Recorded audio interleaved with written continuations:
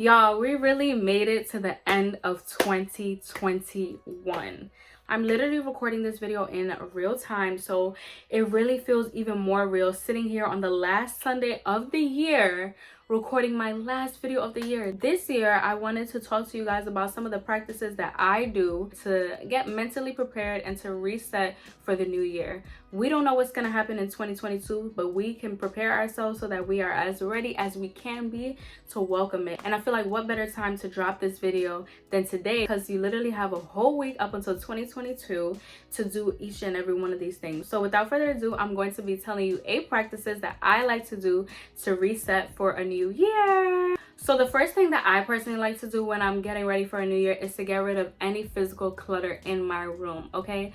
If you come into my room and you see that my room is messy, that means that my mental health is no bueno. So me personally, what I've been doing lately is switching out all my summer clothes officially for my winter clothes so that I can be able to see it and dress appropriately for the weather. I've been throwing out mail that I don't need anymore, that I hadn't had time to look at because of work. And I feel like that's really crucial for me because I tend to be a hoarder.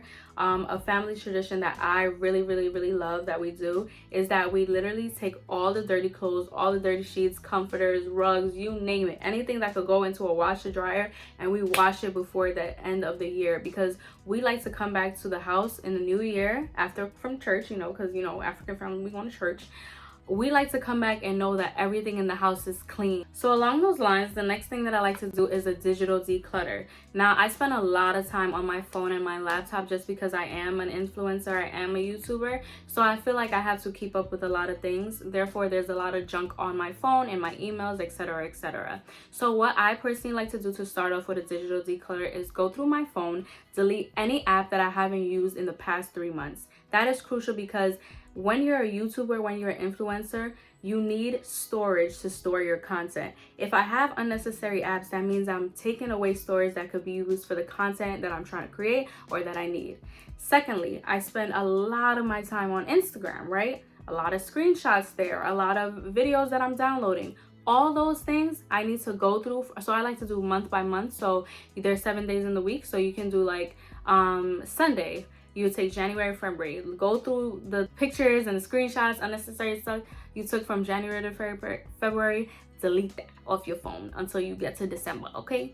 You don't need it. I promise you, those memes that you saved from 2 years ago, if you haven't used it already, you're not gonna use it in 2022. So another thing that I like to do too, like I said, I use Instagram a lot. I have this app that shows me people that have not been really engaging with my content and I haven't been engaging with. So I take that time to unfollow those people just to make room for people that do want to follow me and people whose content that I want to engage with. I also feel like there have been times when I follow influencers and the content that they're creating have shifted to a different direction and I don't want to follow them anymore, or I follow them on my Finsta. I really love having a Finsta, so I'll just like do stuff like that during that whole decluttering process.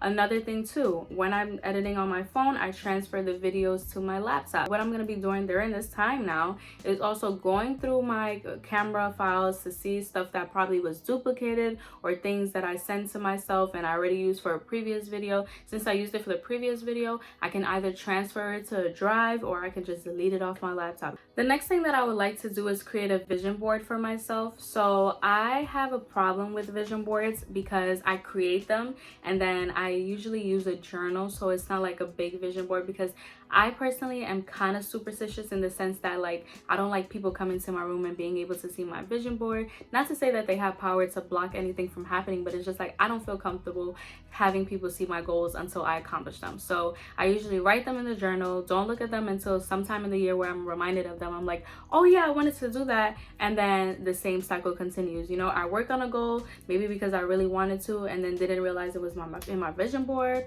or on my goals for myself, don't look at it, and I just forget about it. So this year I want to be very intentional about creating a vision board actually on my laptop using the app Canva. This app is also available on your phone. You can create a vision board there. And I think with creating a vision board, especially if you have that problem like me where you see it one day or create it and then you just tuck it away, you need to be able to see the goals that you set for last year, so as in 2021, and see if you were able to accomplish it. If you weren't able to accomplish accomplish it, you need to assess whether or not those goals are still important to you, and if you want to add them to the list for 2022. Maybe you couldn't accomplish them because a year wasn't enough time. Are you gonna expand that goal to 2 more years? Like, you need to assess that, and then also add on some goals that you definitely want to accomplish in 2022. And then in addition to that, what I'm gonna do, I'm gonna make my vision board my screensaver for my laptop. I'm also gonna have post-its throughout my room, just so I can be able to see visually every single day the things that I want to work towards in the new year. Another practice that I want to get into actually before the new year begins is to build and maintain some of the habits that I want for my year to look like. You know, I feel like a lot of times we wait for January 1st to start working on our goals, and granted, that is beautiful because the new year does represent a new start. I feel like we can literally start at any time. It's the beginning of a new week, you know, so you can start, especially since we're leading into the new year, so that it's not foreign to you. You know, you can't just all of a sudden do things that you've been doing in the past and then all of a sudden think, oh yeah, January 1st I'm gonna have the motivation, I'm gonna have the discipline to do these things that I want to do.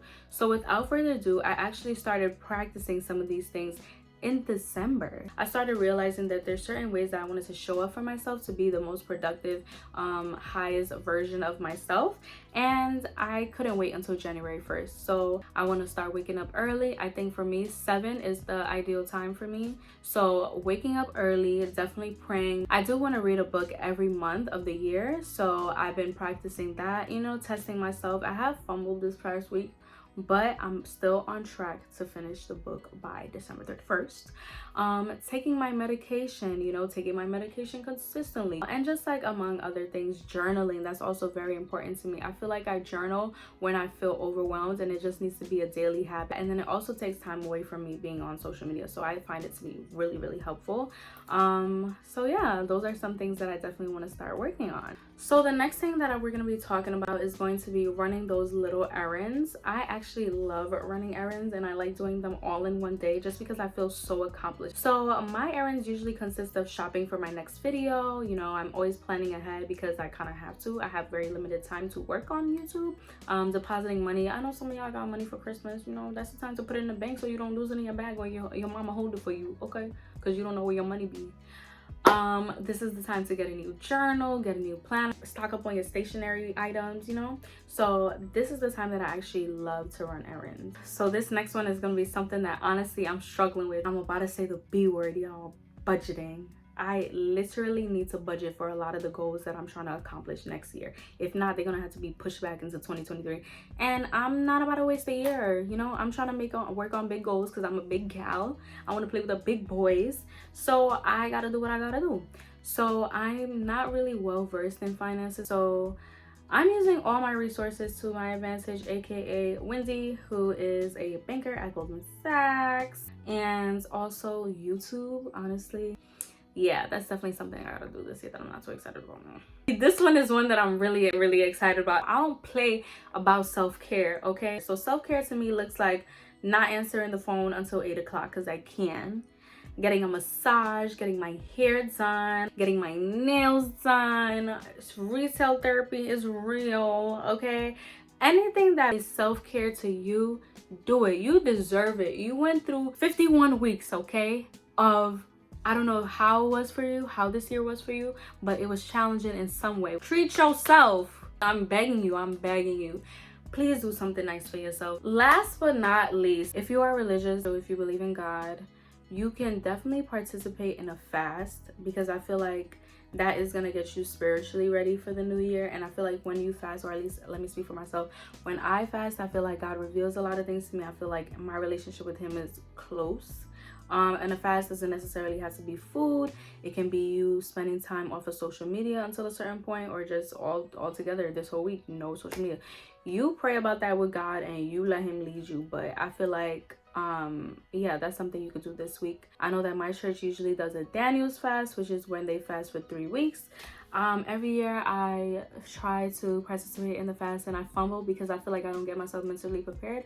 So hopefully I can participate in the fast this year, because I think that would really help being very in tune with my relationship with God. And I also feel like this year I definitely said I wanted to be more intentional about pursuing God and just getting close to him. So yeah, that is something that I would recommend for anybody who is interested. And without further ado, loves, those are my 8 practices that you can use to reset for the new year. I really want to thank you guys so much for literally sticking with me until at the end of the year. Y'all, I did not even think that I was gonna have motivation to create this video for you guys, but I did. By the grace of God, I'm so grateful.